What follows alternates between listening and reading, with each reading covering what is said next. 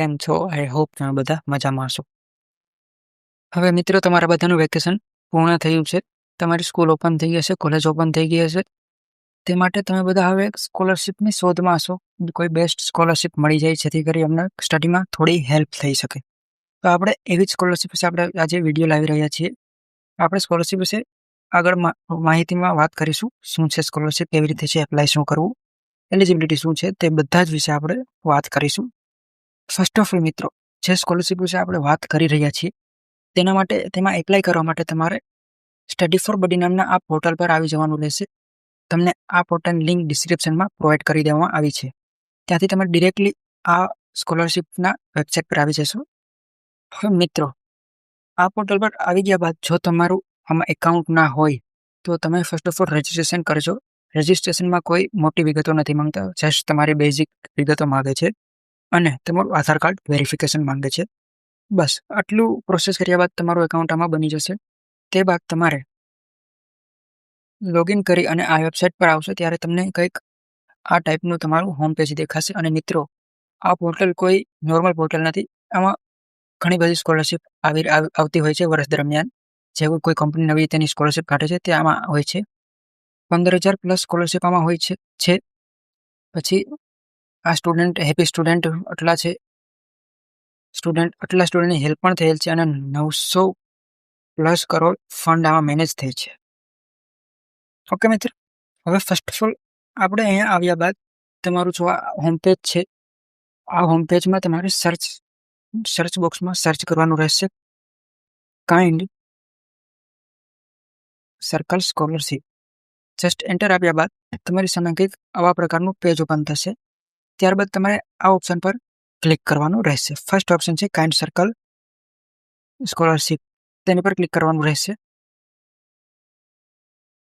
ત્યારબાદ તેની પર ક્લિક કર્યા પછી કંઈક આવી રીતની ઇન્ટરફેસ તમને દેખાશે. હા મિત્રો, આપણી સ્કોલરશિપનું નામ છે કાઇન્ડ સર્કલ સ્કોલરશિપ 2026-27. હવે આના વિશે આપણે આગળ વાત કરીએ. ફોર્મ ભરવાની છેલ્લી તારીખ 31 માર્ચ 2027. યસ મિત્રો, આ ફોર્મ તમે એક વર્ષ દરમિયાન ભરી શકો છો. 2027 માર્ચમાં આ ફોર્મની એલિજિબિલિટી પૂરી થશે. ત્યાર સુધી તમે આ ફોર્મમાં એપ્લાય કરી શકો છો આ સ્કોલરશિપ માટે. હવે આપણે એલિજિબિલિટી જોઈ લો, એટલે કે લાયકાત જોઈ લઈએ કોણ આમાં એપ્લાય કરી શકે છે અને બીજી શું ક્રાઇટેરિયા છે આ સ્કોલરશિપ માટે. ધોરણ 1 થી અનુસ્નાતક સ્તર સુધીના વિદ્યાર્થીઓ કોઈપણ ભારતીય શાળા અથવા કોલેજમાં નોંધાયેલા હોય. હવે મિત્રો, આ સ્કોલરશિપમાં એપ્લાય કરવા માટે આ સ્કોલરશિપમાં પહેલા ધોરણથી લઈ અને 12મા ધોરણ સુધીના વિદ્યાર્થીઓ અથવા 10 પછી સુધારણે ડિપ્લોમા કર્યું હોય તો તે પણ એપ્લાય કરી શકે છે. ડિપ્લોમા પછી ડિગ્રી કરવી હોય તે પણ તેમાં એપ્લાય કરી શકે છે. Post graduate, MTech, MCA, MBA તે બધા જ વિદ્યાર્થીઓમાં એપ્લાય કરી શકે છે આ સ્કોલરશિપ માટે. અને બીજી એલિજિબિલિટીની વાત કરીએ તો તે છે વાર્ષિક કૌટુંબિક આવક તમારી 6 લાખથી ઓછી હોવી જોઈએ.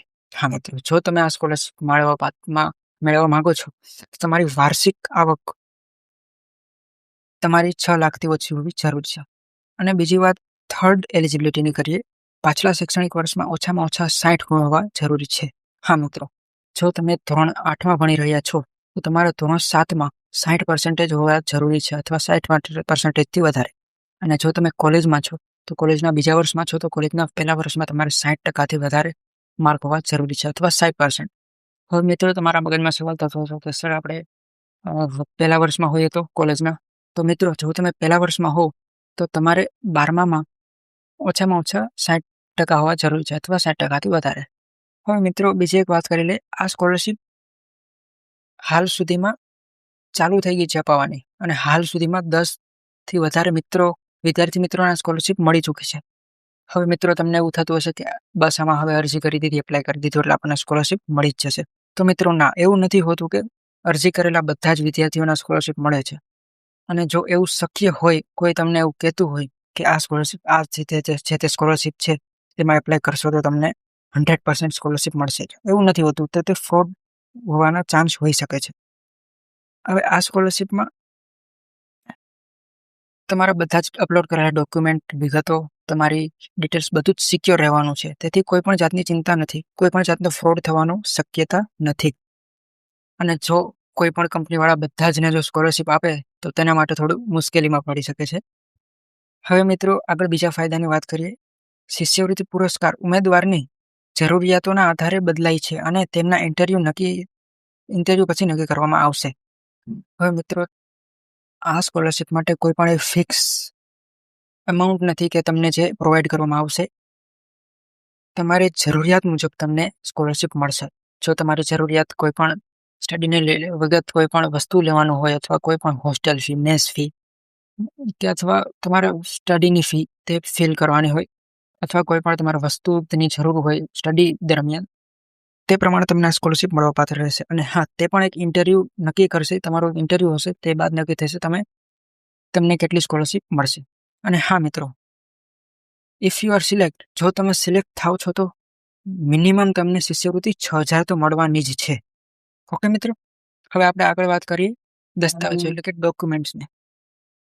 ડોક્યુમેન્ટ્સની વાત કરીએ તો છેલ્લા વર્ષની માર્કશીટ, જે તમે ડિગ્રીના બીજા વર્ષમાં હો તો ફર્સ્ટ યરની માર્કશીટ અથવા 8મા ધોરણમાં હો તો 7મા ધોરણની માર્કશીટની જરૂરમાં પડશે.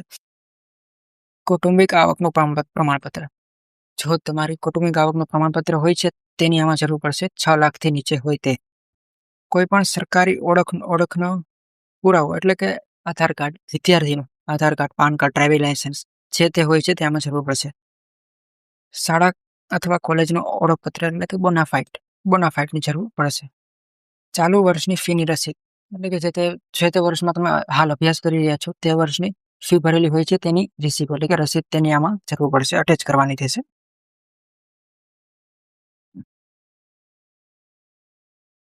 હવે કેવી રીતે એપ્લાય કરવાનું એના સ્ટેપ છે અહીં આપેલા છે તેના વિશે જાણીએ.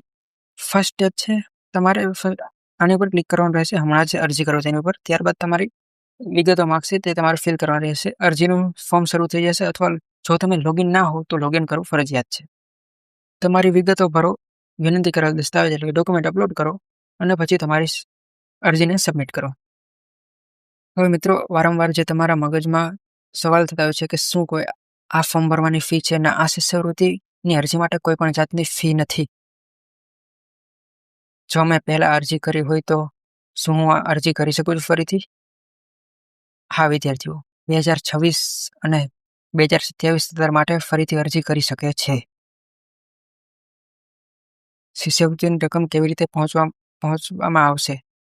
વિદ્યાર્થીના શિષ્યવૃત્તિની રકમ સીધી વિદ્યાર્થીના બેંક એકાઉન્ટ અથવા લાગુ પડતું હોય તો શૈક્ષણિક સંસ્થાના ટ્રાન્સફર કરવામાં આવે છે. તેમાં ડાયરેક્ટ તમારા બેંક એકાઉન્ટમાં પણ આ સ્કોલરશિપ આવી શકે છે. શું મારી માહિતી સુરક્ષિત છે? હા મિત્રો, જેમ આપણે આગળ વાત કરી કે સ્ટડી ફોર બડી તે પણ એક ખૂબ નામચીન પોર્ટલ છે. તે પણ ફૂલ્લી સિક્યોર છે અને આ સ્કોલરશિપ જે તમે કંપનીમાં એપ્લાય કરો છો તે પણ ફૂલ્લી સિક્યોર છે. તેથી તમારા ડોક્યુમેન્ટ અથવા તમારી વિગતો ક્યાંય પણ લીક થવાની શક્યતા નથી.